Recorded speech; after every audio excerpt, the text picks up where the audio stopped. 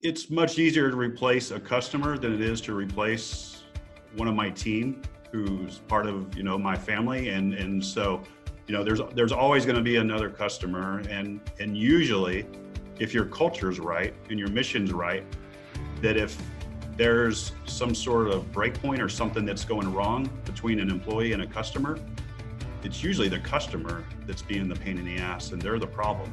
And so those are the people we don't even want. We want to choose our customers and get the right ones. So I'd rather have 100 customers I love to help than 10,000 customers that are a pain in my ass. Welcome to Grow Think Tank. This is the one and only place where you will get insight from the founders and the CEOs of the fastest growing privately held companies. I am the host. My name is Gene Hammett. I help leaders and their teams navigate the defining moments of their growth. Are you ready to grow? Culture is very important to your business. You've heard this before. You probably even know that it's important, but why is culture important? Why must we pay attention to the employee experience? Why must we, as leaders, be proactive about creating a place where people can perform at their highest level? Well, it's very simply, our people are our most expensive resources. I haven't met a business yet where people weren't the most expensive resource unless they were selling some product and marking it up. But our people are very valuable to not only to the business as far as what we spend, but also how the business grows. And so if you really value people, then that's the reason why culture is important. I'm Gene Hammett. I'm excited to talk to you today about culture. I'm talking about leadership and about how do you create this culture. I went out into my network and I found a company that I feel like is really doing something special. They're number 136 on the Inc. list, and that's out of 5,000 companies. It's pretty amazing. They only have about 6 people, but that 6 people was so important for this owner to create the kind of culture that really drove value and drove growth, that they did over $5 million in sales in that first 3 years. Now, I share this with you without telling you who it is. It's Johnny Owens, founder of Owens Recovery Science. They create some really amazing products that are getting a lot of buzz in the marketplace, and I'll let him tell you a little bit more about what they're doing. But just know that Johnny is talking today about culture, about why it's important, about why as leaders, even with as few as 6 employees, we should be paying attention to culture, and we should be really creating that kind of place where people love to come to work, they give their all, and they feel that sense of ownership. And now, here's the interview with Johnny. Hey, Johnny, how are you? I'm good, Gene. How are you, man? I'm fantastic. Glad to have you here at Grow Think Tank.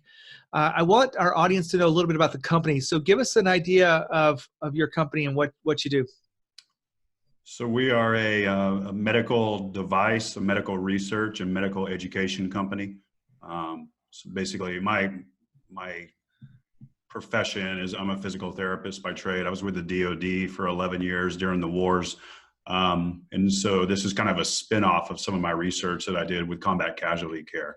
And now we've moved in to the civilian medical space, primarily orthopedics and rehab, and work a lot, not only with the DOD, but professional teams, college teams, large healthcare systems, U.S. Olympic team, et cetera. Is this a SaaS product? No, it's just it's an actual medical device. So it's a tourniquet system with a Doppler built in. Oh, that's right. So when you talked earlier, you were 136 on the Inc. list with fast growth over a short period of time. You thought culture was an important piece to that. Why is culture so important to your company? Well, I think I learned a lot from the culture that we had in the DOD during the war. And I think if you think of the big bureaucracy that is the DOD and any government agency, there's a lot of downside to those cultures, but there's a lot of real positive that comes from that when you're in these wars. And so this whole kind of mission, to maybe use another word besides culture, that we're all in this for this specific goal, made it where there was all the attitudes were checked at the door, all the titles were checked at the door. Everyone knew what our mission was. Our mission, medical, was to help the combat casualty get back to its highest level of function. The highest level of function was always, can we get them back to redeploy or stay on active duty? Or if unfortunately they're too injured, can we at least let them have a highly successful, functional life? So that culture for us then here is we all understand our mission, and we look at that as, okay, we know why we're doing this. And every day we kind of have this, I mean, it's cliche, but this team approach. So when you are bringing in people to, match the culture, what are the things that you do and to make sure that someone's aligned to a culture that's going to fit for you? That's one of our hardest things. That's why we're so small size-wise with full-time employees right now is, basically my wife's an employee. One of her good friends who worked with her for years at a prior firm that she was at is an employee. Her cousin's an employee. My old intern, who's a physical therapist, is an employee, and my old research consultant and my assistant at the Center for the Intrepid, which is where I was with the DoD, is an employee. So we're very insular and really we're talking about bringing on new people. And the first thing we said is, who does anyone know or has a family member that we think would be a good fit? So for us, it's like we want to bring people in. We have a rule, no assholes, So even if you aren't highly trained in what we do, as long as your personality jives with our personality and you're in this for the reasons we're in this, we feel like we can train you up and having a good fit. And that means our whole team gets together and kind of sits with you and decides, is this a good fit? And with our contractors now that we've brought on, same thing. Most of them have been working with us for several years now. And we finally get to the point like, okay, this person's going to take a bigger role. And you've got a lot of contractors. Give me an idea of just roughly how many that is. I think in the US we have probably 5, one in Canada. We have several in Asia and adding more. And in Europe now, I think we're at around 5 to 6. We're starting to add some more in Australia. And those are kind of exponentially growing. You get quite a bit of production out of a handful of people. So how does that work? How do you make sure that you're getting close to almost $1 million in revenue per employee? Well, we all cross-trained, so we all know each other's jobs and what it takes to do. And maybe it's a past military thing, but we're pretty lean in understanding what it takes to get the job done with what we have, and understanding that sometimes we can get a solution and systematize. So we're small. We've only been around for 4 years now, but we have SOPs in place, very systematized processes, and these kind of after action reports. So when we do things, even if they're successful, we meet weekly and we'll break down what was good about it and what was a fail point. And the motto is always fail better. And so the fail points are usually what we learn the most from and see if we can fix it. So we're always trying to make what we do is kind of straightforward and as easy as possible. Well, we talked about culture being number one. So how does it really drive the business to operate at the current level of growth and continue beyond where you are today? Well, I think it starts from the top. So my job is to make sure that my staff and contractors all know that I'm there for them. So I come in and I basically know that I work for them, and whatever I need to do to support them, I think lets them know I have their back, and also that I can help them get to solutions if they're banging their head against the wall. And then if they feel supported, then it really seems like it carries over to they're trying to help and support our customers. So we really, really pride ourselves on being the best, not only at our product and our research and our training, but in taking care of our people. We have no marketing dollars. We have no salespeople. We just take care of our customer. That's it. And we'll bend over backwards and do whatever it takes. And they all have our cell numbers and our emails, and it just grows, so they talk to each other, and we'd rather get a customer from a referral than we would from some click thing. So I want to dive into that a little bit, because I want to make sure I understand it correctly. And I talk to a lot of leaders just like you. You talked about, I work for them. So that's kind of like a servant leadership model for, is that correct in your leadership? Yeah. Yeah. And does that come from the Army?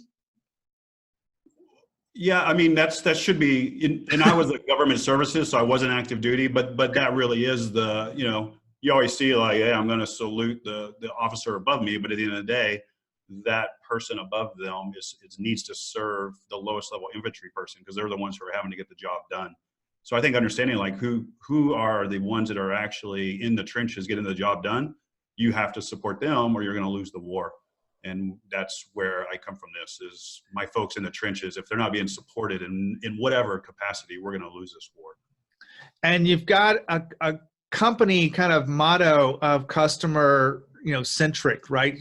Really adding value, creating products that the customers want. And that's really your sense of referrals. So those things are great. But as a leader, and I don't even know what you would say on this, but as a leader, what's more important, your employees, those team members, or your customers? My employees. So when you say that, you say it pretty quickly. I want to make sure I understand this because I had a debate the other day with a very high-level respected CEO of a Fortune 50 company. Mm-hmm. I won't mention who it is, but it really kind of caught me off guard because he said I was wrong when I reported that many companies that are growing fast like yours, Johnny, that they put their employees first. So mm-hmm. What is it and why does that matter for you? It's much easier to replace a customer than it is to replace one of my team who's part of, my family. And so, there's always going to be another customer. And usually if your culture is right and your mission's right, that if there's some sort of break point or something that's going wrong between an employee and a customer, it's usually the customer that's being the pain in the ass and they're the problem. And so those are the people we don't even want. We want to choose our customers and get the right ones. So I'd rather have 100 customers I love to help than 10,000 customers that are a pain in my ass. And so my folks, I trust them if they're like, this guy is just being a total jerk. And I'm happy to jump on a call and like, hey, what's your problem, man? What can I do to help resolve this? And if we can't, then we're done. I had the debate and I didn't really take a strong stance on it because I was actually kind of told how many different ways I was wrong and given examples of why it's customer first. And I think bigger companies and older leadership still believe that everything that the company's doing is customer first. And I don't mean the company shouldn't put the customer first. I'm just talking about leaders. What is leaders there to do? And I've always thought leaders were there to grow and develop the people mm-hmm. so that they can put the customer first. Right. When you think about that, what does that mean about the way you lead day in and day out? Well, again, I think it's that I'm leading to lead my team by serving my team and them knowing that I'm going to have their back. And they understand, our mission is we want to be the best at what we do. And they know exactly kind of what our business is and what our model is. That if I've trained them up well enough in that, I don't need to worry about this whole customer issue.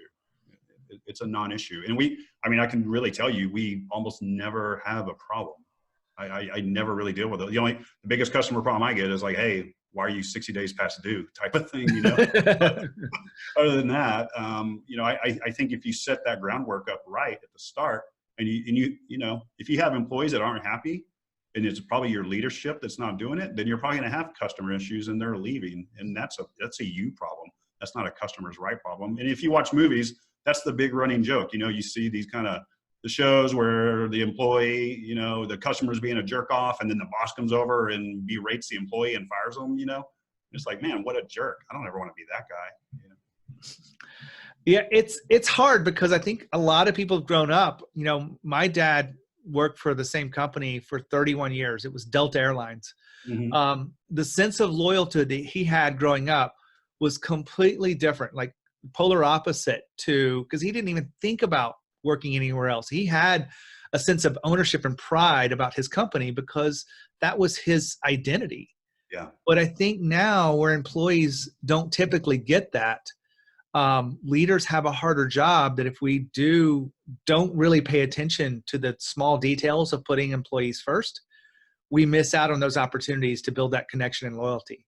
Yeah. Well, and I think business is more than profit. And that's where these big companies now, it's always been profit driven. And I'm sure your guy in the top 50 would call me an idiot for that. But if it's all about profit, then you're always going to take the customer side. Your employees are probably not going to be in it for the real reason that you got into this thing. And so, I think that's the disconnect. If this goes away tomorrow, I'm cool. I met my mission. It was to get this, thing out that was something I thought was incredible. And I feel like we've done that. And so if it's all about profit, then I'm freaking miserable. I don't want to come to work anymore. Well, for those that are in the growing a fast growth company and, trying to put attention to culture, what advice would you have for those leaders? So I think understand what culture is. It's such a common word now and such a buzzword now that I think people are confusing. I got a ping pong table or I allow dogs to come to work as culture. Those are just aesthetics and those are things that, I think sometimes make these companies feel good about themselves. So first understand, what does culture mean to you? Like the military, culture is very rigid and strict and it's harsh, it is. Yeah. And during most times, especially in peace times, you're like, this is a pain in the ass. But if the shit hits, I'm sorry, I cuss sometimes. But if everything goes to hell in a handbasket, all of that culture that you were taught to follow these rules, don't step out of line, to understand that you stay in this quadrant, they're going to save your life. So that culture is way different than maybe some Silicon Valley culture that's like, we got to recruit people that want to play video games at the same time they're coding. So I think understand like what your culture and mission is. Ours is to not only you kind of serve each other, but to serve this whole business that we've built, which is around this blood flow restriction rehab technique. And we're understanding like that takes research, that takes training people, that takes selling it, and that takes supporting our customers. And then we get these testimonials back from patients and providers that are like, this is the best thing since sliced bread. You guys are like amazing. And it makes us feel good. So I think for someone starting out, figure out what your culture needs to be. And when you think about that, what's the next step after that you would tell someone? If you ever see a crack in what you feel that culture is, and I think most of us know it, we're just too slow to react, cut it out like cancer. And that could be people, it could be a customer, it could be your processes suck and your people are drowning because they just can't get answers to things. And so, we sniff these things out sometimes and we ignore them. And so we had a couple of hires that just didn't fit. And it really started to send our culture down this tailspin. And so we reacted quickly. We're like, okay, we just got to make a change here real quick. So don't ignore it. It doesn't go away. Swallow the frog. I talk to a lot of leaders that maybe they avoid confrontation. Mm-hmm. And they feel like maybe someone else is supposed to take care of that. They want to empower their people. But what you're talking about is different than avoiding confrontation. You're really like hitting confrontation head on. Am I reading that right? Yeah. And it's usually out there, if you put it out, it's, we had a meeting. I wasn't able to get some solutions to these questions they had. And this problem kept going and going and going. I didn't know the solutions. So I had to figure out, where are we going to get an answer real quick so we can make our people not miserable. So that was confrontation to a problem, but it could also be, hey, this employee is showing up 30 minutes late every day and it keeps getting worse and worse. Let's nip this in the bud because it's making the other folks around here kind of upset. So yeah, it's just going at it. It's not like, hey, I'm dropping the hammer on here because I'm a mad guy. It's like, this is a problem. Here's why it's a problem. Let's cut this cancer out. Now, as hard as you seem, and you have this military static, I bet there's a caring side behind you because you don't put employees first without that sense of caring. How far do you take it as a leader to truly care about your employees? I try and take it as far as I possibly can. So I'm medical. So, and I think if you're going to be in medical and you're going to be successful in it, you have to want to help others and care for others. And so I've been a clinician for over 20 years now. And I love helping people and treating patients. And so that's in me, and the same thing with my folks. I want to see the people that work here. I would love to see them grow and go start their own thing, or feel confident enough if they wanted to leave, they could tell me because they've got some great new thing that some other company wants them to do. But I'm going to be that guy they remember that I supported them, and I tried to help them grow, and not only what we do here as a business, but how to work as a team, how to have fun as a team, how to do training together for stuff outside of this, like, understanding our 401ks and savings and things like that. So. Fantastic. Well, Johnny, I really appreciate you being here at Growth Think Tank. One last thought for you. Share with us one defining moment you've had as a leader that you felt like you learned the most from. Yeah. So you sent this question at a time, and I thought long and hard. I've got a lot of failures that I learned from, for sure. And I hate to keep going like back to military, but I think just working there during the wars, I learned so much. And so, I really, one moment I remember, I came in and when you're working the DOD, you have meetings about meetings, and you have all these trainings and just so much crap to deal with. And I was just really all worked up and kind of pissed off one morning. I don't remember what it was. And one of our guys, Center for the Intrepids, the DOD's kind of leading site for amputee care and limb salvage. So the blast trauma is the worst of the worst. The young kid was a bilateral above knee amputee. So he's in a wheelchair, and his arm was in one of these frames. He was trying to save his arm, and he asked me what my problem was. And I said, nothing, man. And he's just pissed off about a bunch of stuff. And he told me, it took me almost 2 hours to get ready to come in here today and catch a bus so I can see you. And so he said, you really need to check your priorities here and why you're here today. And so that was like a kick in the what for me. And I kind of stepped back and said, everything in life, you're there for a moment, and it could be when I'm with my kids or whatever. But when I walk into here at work, that's what I'm here for, is to lead this business and to serve and put a smile on my face as soon as I walk in the door, no matter what's happened, and get this day off as good as I can. And that was trying to be as foo-foo and fluffy as I can, but that's it. Just a redirect when you come in. This is your mission, and treat it like a mission, not that this is just a job. Hold on for a second. Johnny just talked about failure. Let me ask you a question. What is your relationship with failure?